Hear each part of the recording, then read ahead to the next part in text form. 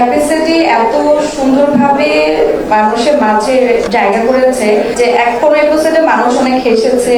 আমাদের রোমান্স সিনগুলো দেখে মানুষ চিন্তা করেছে যারা নতুন নতুন বিয়ে করেছে তারাও থাকে না যে একটু রোমান্টিক হয়ে গেছে।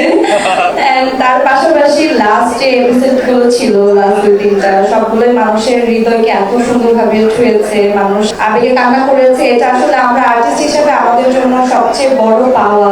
আমরা তো এটাই চাই যে যে কাজটি আমরা করবো সেই কাজটি দর্শক খুব ভালোভাবে দেখুক, এবং সেটাও হয়েছে। আর অফকোর্স এর পাশে যে সামিরকে পেয়েছি, আমাদের জুটিটাকে মানুষ এত সুন্দরভাবে গ্রহণ করেছে, অনেক ভালো রেসপন্স পেয়েছি। এই ব্যাপারটা আসলে তোমারও তো ভালো লেগেছে।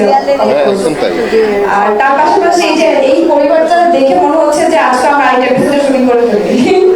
তো আমরা যেভাবে আসলে প্রতিদিন শুটিং করতাম, শুটিং মনে হতো না, অনেক মিস করি।